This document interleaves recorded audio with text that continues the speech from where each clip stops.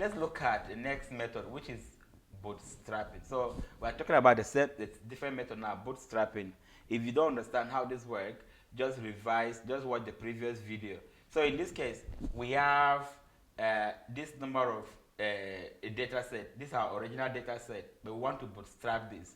And to bootstrap, we'll declare the number of samples here, which is the original data. We're taking the length of the original data, and then to bootstrap, we want to generate some random choices. So you can see the parameters here.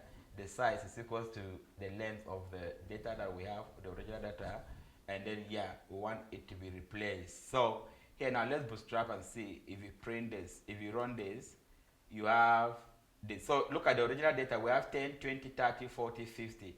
And the original data is 40, 40, 20, 30, 50. Again, a kind of similar. If I still run now, it will change. These numbers will change because it's random sampling, you know. So in our 20, 10, 30, 40, 50, the data is similar to what we talked about. If you are not sure what that is, just go back to the video that we discussed what bootstrapping is about. But this is how you implement it in Python.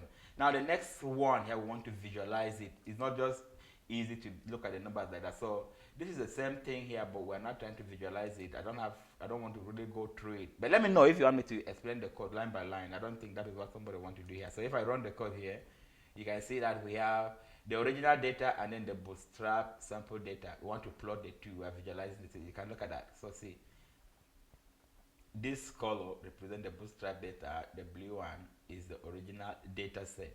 And if you run it, this is not constant by any means. So if you run it, this will still change. If you run this, it will still change. Yes, just take a look here. It will keep changing every time you run it. Every time you run, it will keep changing. We can even increase this to, let's increase more. So we have 60 now. We have 70, and we have 80, and then we have 90, and then we have 100. Yes. So let's execute the code and see. Now you can see we've even got more. So it depends on what your use case is, but yeah, you can actually use this to do whatever you want. Can I minimize a little bit? Yes. Yes. Maybe one more step down. 120 should be fine. 125. Yes. So this is what we have now, guys. You can see here the bootstrapping example here. Look at our original data and the bootstrap sample here. All you need to do is just to run it again, and then you see. And remember that you can use loop to generate this number. So you can use this loop to generate this number, and then so it's a kind of assembling method, isn't it? You are combining method together. You can use a loop to generate it to the size that you want, because writing it like this is not going to be possible. Just use range, declare the maximum sample you want to generate, etc., etc. So you can combine this method and the first method if you want. Excuse me. And so yeah, this is how bootstrapping works. It is very important for bootstrapping because let me see, there's something I want to say about this bootstrapping.